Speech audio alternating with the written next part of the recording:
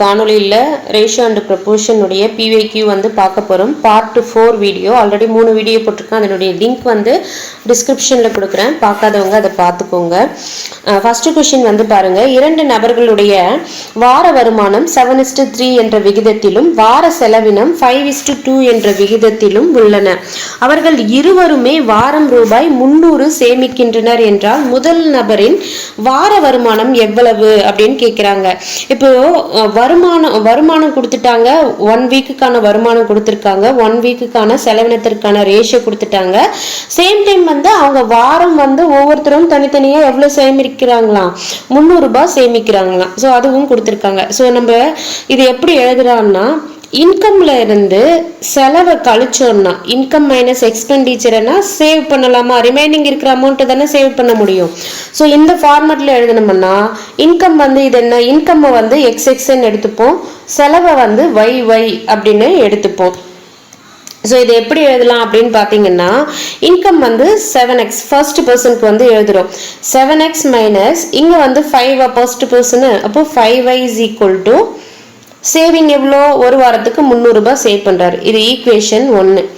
Second person வந்து பார்த்தீங்கன்னா 3x minus 2y is equal to அவர் எவ்வளோ சேவ் பண்ணுறாருன்னா அவரும் 300 ரூபாய் தான் சேவ் பண்ணுறாரு. இப்போ ஈக்குவேஷன் 2. இதை வந்து நம்ம இதுல இருந்து நம்ம எவ்வளோ அமௌண்ட்டுன்றதை கண்டுபிடிச்சிடலாம். ஸோ ஒரு வாரத்துக்கு ஃபர்ஸ்ட் பர்சன் எவ்வளோ சேவ் பண்ணுறாரு, இந்த 7 ரேஷியோ 7xன்னு எடுத்தோம் இல்லையா. ஸோ முதல் நபரின் வார வருமானம்னா 7x தான் என்ன, அப்படி இதுதான் நம்மள என்னன்னு கண்டுபிடிக்க சொல்லியிருக்காங்க. இப்போ ஈக்குவேஷன் 1 வந்து பார்த்தீங்கன்னா நான் வந்து நம்மளுக்கு வந்து எக்ஸ் தானே கேட்டிருக்காங்க, அதனால அடிப்படுற மாதிரி நான் கொண்டு வர்றேன். ஈக்குவேஷன் 1 வந்து நான் வந்து இங்கே இருக்கக்கூடிய -2ஆல் வந்து மல்டிப்ளை பண்ண போகிறேன். பண்ணனா என்ன வரும் அப்படின்னு பார்த்தீங்கன்னா, -14x minus into minus plus 2×5 10y is equal to -600.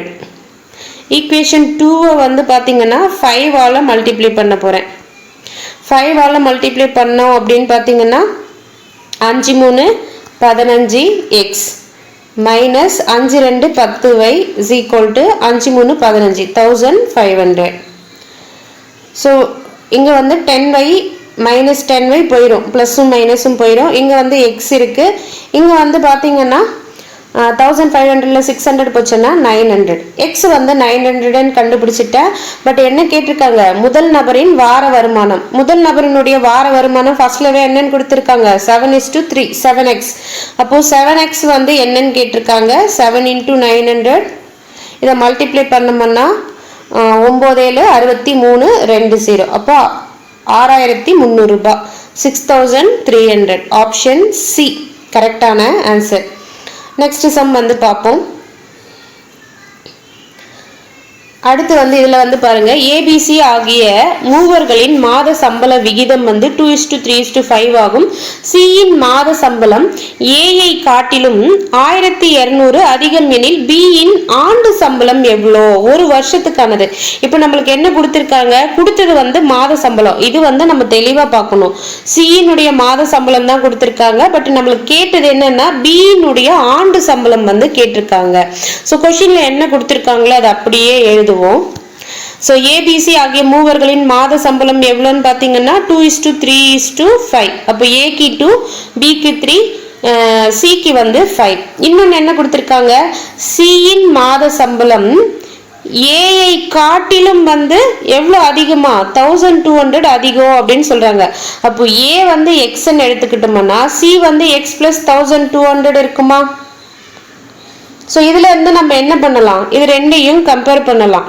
அப்போ இந்த 1200ன்றது எவ்வளோ பார்ட்டுன்னுட்டு, இப்போ ஏ வந்து பார்த்தீங்கன்னா எவ்வளோ பார்ட்டு கொடுத்துருக்காங்க, 2 பார்ட்டு கொடுத்துருக்காங்க. சி வந்து 5 பார்ட்டு கொடுத்துருக்காங்க. 5ல் 2 போச்சுன்னா 3 வருமா. இந்த 3 தான் வந்து பார்த்தீங்கன்னா இந்த 3 பார்ட்டு தான் வந்து பார்த்தீங்கன்னா 1200. நம்மளுக்கு என்ன கேட்டிருக்காங்க, பின்னுள்ளது கேட்டிருக்காங்களா. அப்போ 1 பார்ட் இங்கே எவ்வளோன்னு கண்டுபிடிச்சிட்டோம்னா நம்ம பி இது வந்து அதை 3ஆல் மல்டிப்ளை பண்ணால் நம்மளுக்கு ஆன்சர் கிடைச்சிருமா. நான் சொல்றது உங்களுக்கு புரியுது இல்லைங்களா? சியினுடைய மாத சம்பளம் ஏஐ காட்டிலும் 1200 அதிகம் அப்படின்றாங்க. இப்போ ஏக்கும் சிக்கும் கொடுத்துருக்கிற ரேஷியோ அந்த வித்தியாசம் தான் வந்து 1200. இப்போ 5 - 2ன்னா 3 பார்ட்டா வந்து நான் எடுத்துக்கிறேன். அந்த 3 பார்ட்டு தான் 1200. அப்போ 1 பார்ட் வந்து பாத்தீங்கன்னா 400 வருங்களா? 1 பார்ட் 400. இப்போ எனக்கு பிக்கு தான் கேட்டிருக்காங்க. பி வந்து 3 பார்ட்டு. 3 பார்ட்டுன்னா அப்போ எவ்வளோ வரும்? 3 பார்ட்டுன்னா 3 × 400. 3 × 400 எவ்வளோன்னா 1200. இந்த 1200 என்னது? 1 மந்த்துக்கானது. பியினுடைய 1 மந்த்துக்கான மாத சம்பளம் தான் எவ்வளோ? 1200. நம்மளுக்கு ஆன்சர் கொஷின்ல என்ன கேட்டிருக்காங்க? ஆண்டு சம்பளம் 12 மாதங்களுக்கானது எவ்வளோன்னு கேட்டிருக்காங்க. அப்போ 12 மந்த்துக்கு போட்டோம்னா 12ஆல மல்டிப்ளை பண்ணுவோமா? 12 144. அப்போ 144 இங்க இருக்கிற 2 0 அப்படியே எழுதுவோம். அப்போ எவ்வளோ கிடைச்சிருக்கு அப்படின்னு பாத்தீங்கன்னா 14,400 ரூபாய். ஸோ ஒரு மாசத்துக்கு 1200 ரூபாய் கிடைக்கி. 12 மாசத்துக்கு அவருக்கு எவ்வளவு கிடைக்கும்? பியினுடைய ஆண்டு சம்பளம் எவ்வளோன்னு பாத்தீங்கன்னா 14,400 ரூபாய் வந்து கிடைக்கு. அப்போ ஆப்ஷன் ஏ. நெக்ஸ்ட் சம் பார்ப்போம். ஸோ இதில் இங்கிலீஷ் கொஷின் வந்து கட்டாயிருக்கு, தமிழ் பார்த்துக்கோங்க. ஒரு வகுப்பில் உள்ள மாணவ மாணவிகளின் விகிதம் 5:6. மாணவர்களின் எண்ணிக்கை 30 எனில் மாணவிகளின் எண்ணிக்கை என்னன்னு கேட்டிருக்காங்க. ஸோ இந்த ஆர்டர் ரொம்ப முக்கியம். மாணவ மாணவிகள், மாணவன்னா பாய்ஸ், மாணவிகள்னா கேர்ள்ஸ். அடுத்து என்ன சொல்லியிருக்காங்க? மாணவர்களின் எண்ணிக்கை 30. மாணவர்கள்னா பாய்ஸா? பாய்ஸ் தான் 30. ஸோ இந்த 5 பார்ட்டு தான் 30ன்னா இந்த 6 பார்ட்டு கேர்ள்ஸ் எவ்வளோன்னு கேட்குறாங்க. அப்போ 30 / 5 அப்படியே அடிங்க. ஸோ இங்கேயே கூட அது ஒரே ஸ்டெப்பா. இந்த 5 வந்து 30ஆல் அடிச்சோம்னா எத்தனை வரும்னு பார்த்தீங்கன்னா 6 5 30. அப்போ 1 பார்ட் வந்து 6. அப்போ கேர்ள்ஸ் வந்து 6 பார்ட் இருக்கா? அப்போ 6 × 6 36. கேர்ள்ஸ் வந்து பார்த்தீங்கன்னா 36 பேர் வந்து இருப்பாங்க. புரியலன்னா இந்த சம் நல்லா கவனிங்க, புரியும். ஒரு வகுப்பில் மாணவர்கள் மாணவியர்களின் விகிதம், ஃபர்ஸ்ட்ல பாய்ஸ் கொடுத்திருக்காங்க, அடுத்து கேர்ள்ஸ் கொடுத்திருக்காங்க. மாணவியர்களின் விகிதம் வந்து 4:5. மாணவர்களின் எண்ணிக்கை, மாணவர்கள்னா பாய்ஸினுடைய எண்ணிக்கை 20 எனில் மாணவியரின் எண்ணிக்கை கேர்ள்ஸ் வந்து எவ்வளோன்னு கேட்டிருக்காங்க. இந்த பாய்ஸ் 4 பார்ட் தான் 20. அப்போ ஒரு பார்ட் எவ்வளோன்னா 4ஆல் அடிச்சோம்னா ஒரு பார்ட் தெரிஞ்சிடும். ஒரு பார்ட் எவ்வளோன்னா 5. ஒரு பார்ட் 5 என்ன? இங்க கேர்ள்ஸ் 5 பார்ட்டா இருக்காங்களா? அப்போ 5 × 5 25. 5 × 5 மல்டிப்ளை பண்ணோம்னா 25. அப்போ கேர்ள்ஸ் வந்து 25 பேர் வந்து இருக்காங்க. நெக்ஸ்ட் சம் வந்து பாருங்க. ஒரு கல்லூரியில் ஆண் பெண்களின் விகிதம் வந்து பாத்தீங்கன்னா 8:5. பெண்கள் வந்து 160 எனில் கல்லூரியில் மொத்த மாணவர்கள். ஸோ முன்னாடி வந்து ஆண் எவ்வளோ பெண் எவ்வளோன்னு கேட்டாங்க. இங்க வந்து அந்த ஆணை கண்டுபிடிச்சிட்டு இந்த பெண்களோட ஆட் பண்ணி ஆன்சர் எழுதணும். ஸோ வந்து இது வந்து பாய், இது வந்து கேர்ளு. கேர்ள் தான் எத்தனை இருக்குன்னு சொல்லிட்டாங்க 160. இப்போ 5 பார்ட்டு தான் 160. அப்போ ஒரு பார்ட் எவ்வளோன்னா அந்த 5ஆல் அடிக்கலாமா? 5ஆல் அடிச்சோம்னா 3 2 32. அப்போ ஒரு பார்ட் 32ன்னா பாய்ஸ் வந்து 8 பார்ட் இருக்காங்க. அப்போ 32 × 8ஆல மல்டிப்ளை பண்ணணும். 2 8 16, 1 3 8 24, 1 25. அப்போ பாய்ஸ் எவ்வளோ இருக்காங்கன்னா 256 இருக்காங்க. நம்மளுக்கு எவ்வளோ கேட்டிருக்காங்க? டோட்டல் கேட்டிருக்காங்க. பெண்கள் ஆண்கள் சேர்த்து எவ்வளோ இருக்காங்கன்னு கேட்டிருக்காங்க. அப்போ ஆல்ரெடி கேர்ள்ஸ் 160 கொடுத்துருக்காங்களோ அதை ஆட் பண்ணிக்கோங்க. 6 11 1 3 4 416. அப்போ ஆப்ஷன் வந்து பாத்தீங்கன்னா சி. ஸோ ஆப்ஷன் வந்து பாத்தீங்கன்னா சி 416. அடுத்த கொஷினும் வந்து இங்கிலீஷில் இருக்கக்கூடிய கொஷின் வந்து கட்டாயிருக்கு, தமிழ் கேள்வியை நல்லா பார்த்துக்கோங்க.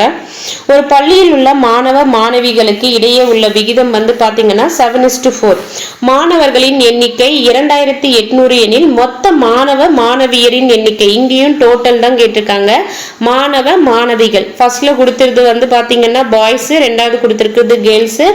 மாணவரின் எண்ணிக்கை பாய்ஸ் தான் எவ்வளோன்னு சொல்றாங்க 2800. 7 பார்ட் தான் 2800. அப்போ ஒரு பார்ட் எவ்வளோன்னு தெரியுமா? அடிக்கலாமா? 4 7 28 0. அப்போ ஒரு பார்ட்ன்றது 400. அப்போ கேர்ள்ஸ் வந்து ஒரு பார்ட் 400ன்னா 4 பார்ட் எவ்வளோ வரும்? 4 × 400 மல்டிப்ளை பண்ணா தெரிஞ்சிடும். 1600. ஸோ நம்மளுக்கு வந்து மொத்தம் தானே கேட்டிருக்காங்க, டோட்டல் கேட்டிருக்காங்க. அப்போ 2800 1600 ஆட் பண்ணோம்னா 0 0 14 1 4. அப்போ 4400 வந்து மொத்த பாய்ஸ் அண்ட் கேர்ள்ஸ் வந்து இருக்காங்க. Option D. நெக்ஸ்ட் சம் வந்து பாருங்க. ஒரு வகுப்பில் உள்ள மாணவன் மற்றும் மாணவிகளின் விகிதம். மாணவன் பாய்ஸ் கேர்ள்ஸ். மாணவனின் எண்ணிக்கை பாய்ஸினுடைய எண்ணிக்கை 24 அப்படின்னா கேர்ள்ஸினுடைய எண்ணிக்கை எவ்வளோன்னு கேட்டிருக்காங்க. இது 4ஆல் அடிச்சோம்னா ஒரு பார்ட் எவ்வளோன்னு தெரிஞ்சிடும், 6. அப்போ 5 பார்ட் எவ்வளோன்னா 5 6 30. So option D.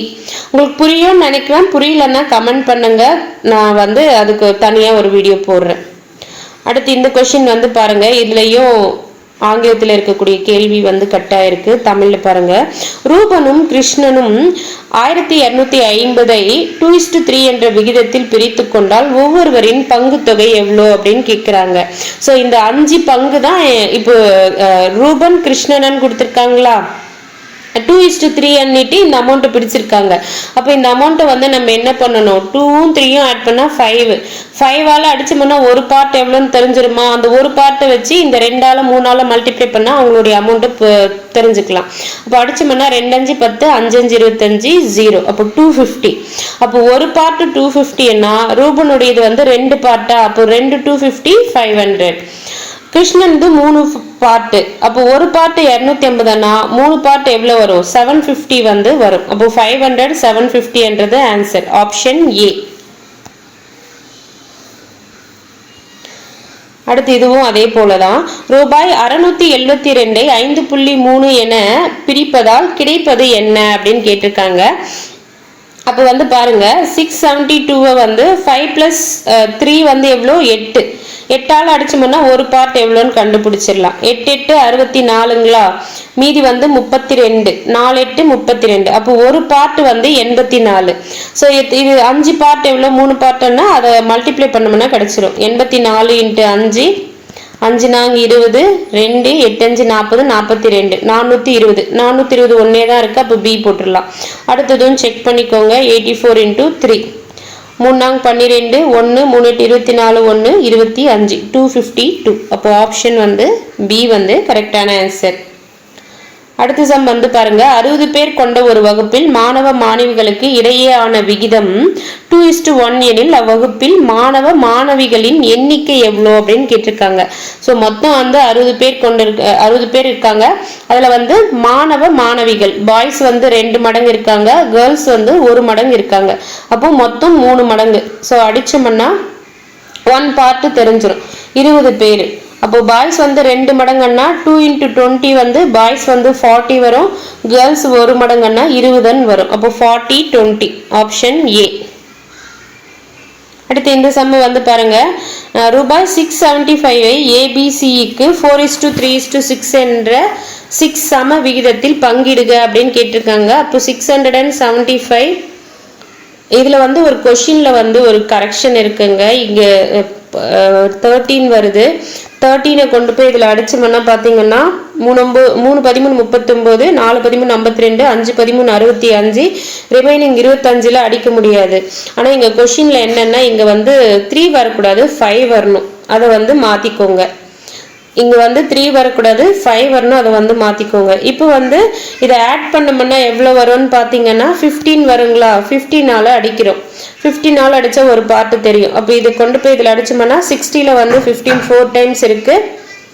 ரிமைனிங் வந்து 75ல் வந்து 15 வந்து 5 டைம்ஸ் வந்து இருக்குது. இந்த 45 வந்து 4ஆல் 5ஆல் 6ஆல் மல்டிப்ளை பண்ணால் ஆன்சர் கிடைச்சிடும். அப்போ 45 × 1 செகண்ட் 45 × 4. ஸோ எவ்வளோ வரும்னா 5 4 20 2 4 16 18 180. அடுத்து 45 × 5 5 5 25 2 4 5 20 22. அடுத்து வந்து 45 × 6 6 5 30 3 6 4 24 3 27 270. அப்போ 180 225 270. Option B. நெக்ஸ்ட் சம் வந்து பாருங்க. இந்த சம் வந்து நம்ம ஆல்ரெடி பார்த்துருப்போங்க. ஸோ இது அப்படியே தான், இப்போ மேலே பார்த்தோம் இல்லையா, அதே மெத்தட் தான்.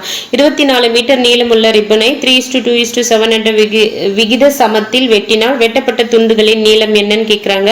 24. இதை ஆட் பண்ணுறோம், ஆட் பண்ணோம்னா 12 வரும், அடிச்சோம்னா 2 வரும். அப்போ ஒரு பார்ட் வந்து 2 அப்படின்னா 3 × 2 6, 2 2 4, 7 2 14. அப்போ 6 4 14 மீட்டர்.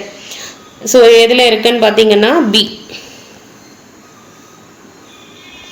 நெக்ஸ்ட் சம் வந்து பாருங்க. இந்த சம்மும் ஆல்ரெடி பார்த்தது தான், இருந்தாலும் இன்னொரு வாட்டி பார்த்துருவோம். 6 14 18 38 என்ற ஒவ்வொரு எண்களுடன் எந்த எண்ணை கூட்டினால் ஒரே விகிதாச்சாரம் கிடைக்கும் அப்படின்றத கொடுத்துருக்காங்க.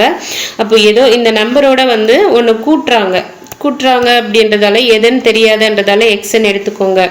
நம்ம வந்து இந்த விகிதம் ரேஷியோவில் வந்து எப்பவுமே இது போல் தொடர்ந்து 4 நம்பர் கொடுத்துருந்தாங்கன்னா எப்படி எடுப்போம்? 6/14 = 18/38 எடுத்திருப்போம். இதோட என்ன சொல்றாங்க, ஒரு எண்ணை கூட்டினால் அப்படின்னு சொல்லியிருக்காங்க. எந்த எண்ணுன்னு தெரியாதால 6 + x / 14 + x = 18 + x / 38 + x.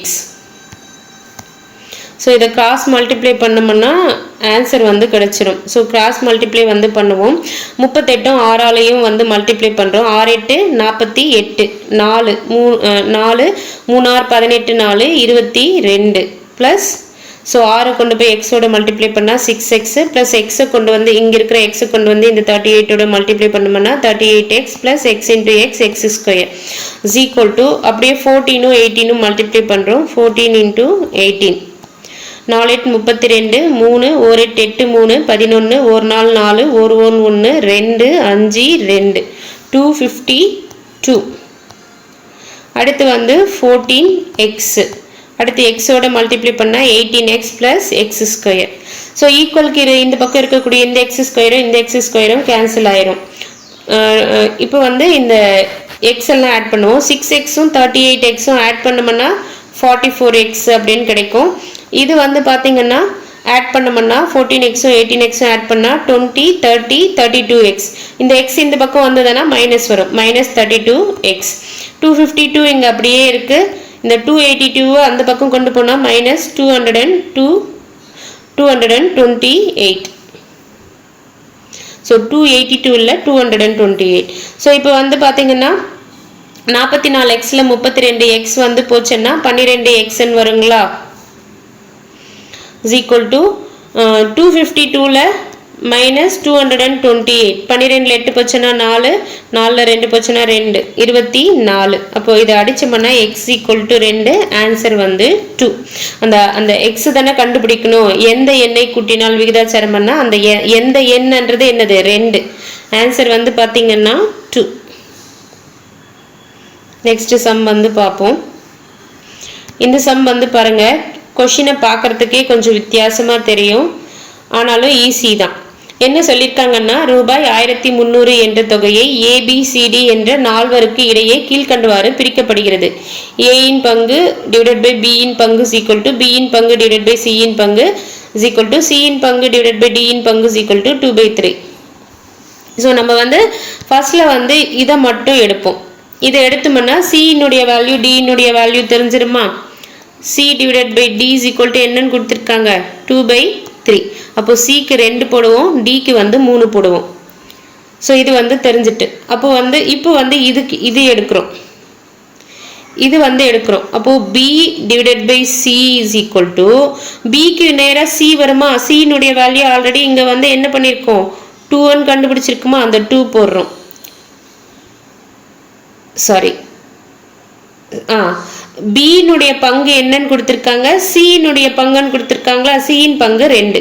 சியினுடைய பங்கு என்னன்னு சொல்லியிருக்காங்க? டியின் பங்குன்னு சொல்லியிருக்காங்களா? அப்போ டிக்கு இங்கே 3 கண்டுபிடிச்சிருக்குமா? அப்போ 3. அப்போ சிடி என்ன? 2 3, பிசி என்ன? 2 3. அதே போல் இங்கே பாருங்க, A / B. இப்போ இந்த 2 மட்டும் கம்பேர் பண்ணுறோம்.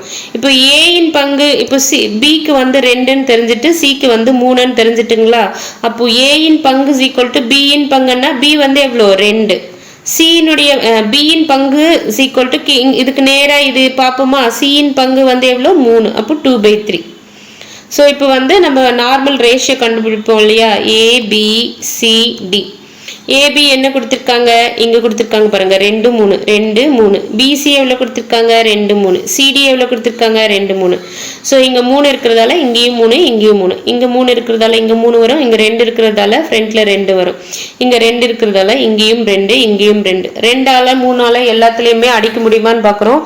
2 வந்து ஏபிசியில் அடிக்கலாம், டியில் அடிக்க முடியாது. 3 வந்து பிசி டியில் அடிக்கலாம், 2ல ஏல அடிக்க முடியாது. அப்போ அப்படியே நேராக வந்து இது வந்து மல்டிப்ளை பண்ணிடுங்க. 2 4 4 2 8. இது வந்து 2 4 4 3 12. இது வந்து 3 3 9 9 2 18. 3 3 9 9 3 27. அப்போ ஏபிசிடினுடைய ரேஷியோ 8:12:18:27 தெரிஞ்சிட்டோம். இப்போ வந்து நம்ம இந்த கொஷின் மேலே படித்தோம் இல்லையா, ரூபாய் 1300 என்ற தொகையை எப்படி வந்து பிரிக்கிறாங்க அப்படின்னு கேட்டுட்டு ஏயின் பங்கு மட்டும் எவ்வளோ அப்படின்னு கேட்டிருக்காங்க. அப்போ இது எல்லாத்தையும் ஆட் பண்ணோம்னா எவ்வளோ வரும்னு பாருங்க. 8ம் 12ம் ஆட் பண்ணால் 20. 8ம் 12ம் ஆட் பண்ணால் 20. 20யோட 18 கூட்டணும்னா 38. 38ஓட 20 கூட்டினா 58. 58ஓட 7 கூட்டினா 65 வருது. அப்போ 1300 டிவைடட் பை 65ஆல் அடிக்கிறோம். 65 வந்து 130ல் 2 டைம்ஸ் இருக்கு. இந்த 0 அப்படியே வந்துடும். அப்போ 20 டைம்ஸ் வருது. நம்மளுக்கு கேள்வியில் என்ன கேட்டிருக்காங்க, ஏயினுடைய பங்கு வந்து கேட்டிருக்காங்க. ஏயினுடைய பங்கு வந்து கேட்டிருக்காங்க. அப்போ ஏ வந்து எவ்வளோ 8. இப்போ ஒரு பார்ட் 20ன்னா 8 பார்ட் எவ்வளோன்னு பார்த்தீங்கன்னா 8 × 20 8 2 16 160. ஏனுடைய பங்கு 160. Option B. நெக்ஸ்ட் சம் பார்ப்போம். அடுத்து இந்த சம் வந்து பாருங்க, 4, 16, 17 4வது விகிதத்தை கண்டுபிடி அப்படின்னு சொல்லியிருக்காங்க. 4வது விகிதம் அப்படின்னா டி தான் வந்து என்னன்னு கேட்டிருக்காங்க. இப்போ நம்ம 3வது விகிதத்துக்கு ஒரு ஃபார்முலா பார்த்துருப்போம். A/B = B/C. இதை வந்து எப்படி எழுதலாம், A/B = B/C எழுதலாம். அதுக்கப்புறம் வந்து கிராஸ் மல்டிப்ளை பண்ணோம்னா AC = B². மூன்றாவது விகிதம்னா C கண்டுபிடிக்கணும். அப்போ C = B² AN பார்த்துருப்போம். நீங்கள் இது வந்து கான்செப்ட் வைஸாக ஞாபகம் வச்சுக்கிட்டீங்கன்னா இப்படியும் பண்ணலாம். இல்லை நீங்கள் டைரெக்டாக C = B² AN எழுதலாம். எப்போ தேர்டு ரேஷியோ வந்து கேட்கும்போது, தேர்டு ப்ரொபோர்ஷன் அப்போ கேட்கும்போது நீங்கள் C = B² AN எழுதலாம். பட் நம்மளுக்கு இங்கே வந்து என்ன கேட்டிருக்காங்க, ஃபோர்த்து ப்ரொபோர்ஷன் வந்து கேட்டிருக்காங்களா. இப்போ ஃபோர்த்து இது பண்ணும்போது நம்ம வந்து இந்த இது இருக்கு இல்லையா, A/B = C/D வந்து இருக்கு. இதை வந்து எப்படி எழுதுவோம், A/B = C/D. இதை வந்து கிராஸ் மல்டிப்ளை பண்ணோம்னா AD = BC. நம்மளுக்கு வந்து ஃபோர்த்து தானே கேட்டிருக்காங்க, டி தான் கேட்டிருக்காங்க. அப்போ D = BC/A. ஸோ இப்போ இந்த ஃபார்முலா வச்சியும் நம்ம கண்டுபிடிச்சிடலாம். ஸோ இந்த D = BC/Aல வந்து வேல்யூ சப்ஸ்டியூட் பண்ணோம்னா நம்மளுக்கு ஆன்சர் கிடைச்சிரும். ஸோ நீங்கள் இந்த ஃபார்முலாவாக கூட படிச்சுக்கோங்க. இல்லைன்னா நீங்கள் இந்த ஈக்குவேஷன் இந்த ஸ்டெப்பை ஞாபகம் வச்சு கூட நீங்கள் இதை கொண்டு வந்துக்கலாம். ஸோ இங்கே வந்து பார்த்துக்கோங்க, A/B B/C இதுவும் ஞாபகம் இருக்கணும். தேர்டு ப்ரொபோர்ஷன் கேட்டாங்கன்னா இதை வச்சு கூட நீங்கள் கொண்டு வந்துக்கலாம். இல்லைன்னா நீங்கள் டைரெக்டாக D = BC/AN எழுதலாம். ஸோ இது வந்து ஏக்கான வேல்யூ, பிக்கான வேல்யூ, இது சிக்கான வேல்யூ. 4வது விகித சமம்னா டி தான் வந்து என்னன்னு கண்டுபிடிக்கணும். அப்போ டி வந்து கண்டுபிடிக்கிறோம். பி வந்து 0.2 இன்ட்டு சி வந்து 0.3 டிவைடட் பை பி வந்து பி வந்து 0.12 மாற்றி எழுதிட்டேன். 0.12 இன்ட்டு சி வந்து 0.3, ஏ வந்து 0.2. இப்போ இந்த 0.2வை இதில் அடிச்சோம்னா 0.6 வருங்களா, 0.6. இது 2 மல்டிப்ளை பண்ணணும்னா 6 3 18, 2 ஸ்தானம் தள்ளி புள்ளி வைக்கணும். அப்போ இங்கே அப்போ 0.18. ஃபோர்த்து 4வது விகித சமம் என்னன்னு பார்த்தீங்கன்னா 0.18. Option C. அடுத்து இந்த கேள்வியை வந்து பாருங்க, 720 மாணவர்கள் பயிலும் பள்ளியில் ஆண்கள் மற்றும் பெண்களின் விகிதம் 7:5 ஆகும். இவ்விகிதத்தை 1:1 என்ற என மாற்ற எவ்வளவு பெண்களை கூடுதலாக சேர்க்க வேண்டும் அப்படின்னு சொல்றாங்க. இப்ப வந்து பாத்தீங்கன்னா ஸ்கூல்ல வந்து 720 மாணவர்கள் வந்து இருக்காங்க. அதுல வந்து ஆண்கள் பெண்கள் எவ்வளவு இருக்காங்கன்னா 7:5.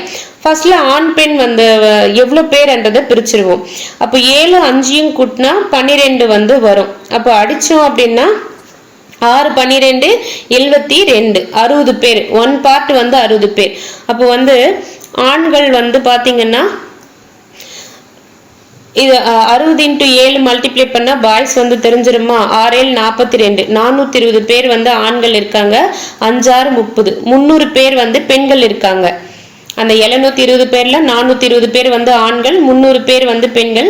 இவ்விகிதத்தை 1:1 அப்படின்னு மாற்றணும்னா பெண்கள் வந்து கூடுதலாக, இப்போ இங்க 1:1 வரணும்னா என்ன பண்ணணும்? இங்கேயும் 420 வரணும். இந்த 420 பெண்கள் தானே கேட்டிருக்காங்க, பெண்களை தான் வந்து கூடுதலா எவ்வளவு சேர்க்கணும்னு கேட்குறாங்க. ஸோ 420ல 300 லெஸ் பண்ணோம்னா 120 120 பேரை வந்து கூடுதலா சேர்த்தா அந்த ரேஷியோ என்ன பண்ணலாம்? ஈக்குவல் ஆக்கிடலாம். 1:1 அப்படின்ட்டு ஆக்கிடலாம். ஆன்சர் வந்து சி. அடுத்து வந்து பாருங்க, தங்கம் தண்ணீரை போல் 19 மடங்கு கனமாகவும் தாமிரம் தண்ணீரை போல் 9 மடங்கு கனமாகவும் உள்ளது. தண்ணீரை போல் 15 மடங்கு கனமான உலோக கலவை பெற இவைகள் எவ்விகிதத்தில் கலக்கப்பட வேண்டும் அப்படின்னு கேட்டிருக்காங்க. போடலாம் அப்படின்னு பாருங்க. தங்கம் வந்து தண்ணீரை போல் 17 மடங்கு கனமா. ஸோ வாட்டரை விட கோல்டு வந்து பார்த்தீங்கன்னா 19 மடங்கு வந்து கனமாக இருக்குது அப்படின்னு சொல்கிறாங்க. அடுத்து வந்து தாமிரம் காப்பர் வந்து தண்ணீரை போல் 9 மடங்கு வந்து காப்பர் வந்து கனமாக இருக்குது அப்படின்னு சொல்கிறாங்க.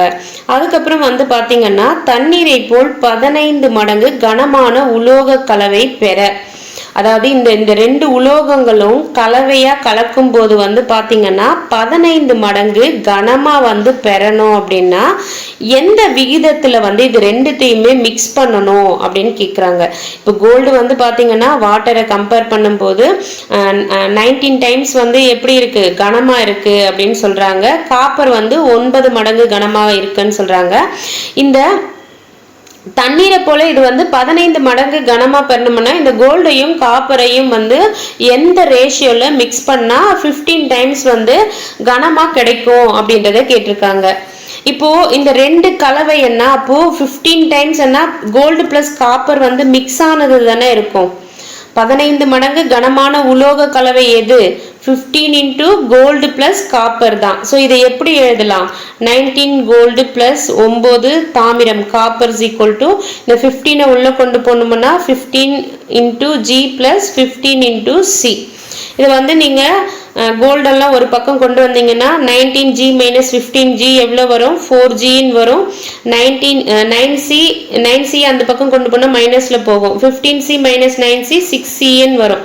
அப்போ gold divided by copper is equal to 6 divided by 4. இது வந்து 2ஆல் அடிச்சோம்னா 3 டிவைடட் பை 2. அப்போ கோல்டு வந்து 3 என்ற ரேஷியோலையும் காப்பர் வந்து 2 என்ற ரேஷியோலையும் மிக்ஸ் பண்ணோம்னா நம்மளுக்கு வந்து அந்த 15 மடங்கு வந்து கனமான ஒரு கலவையா வந்து கிடைக்கும். அப்போ ஆப்ஷன் வந்து பாத்தீங்கன்னா 3:2. நீங்க இந்த மெத்தட்ல இந்த சம்மு போடலாம். இல்லைன்னா வேற மெத்தட்ல எப்படி போடலாம் அப்படின்னு பாத்தீங்கன்னா,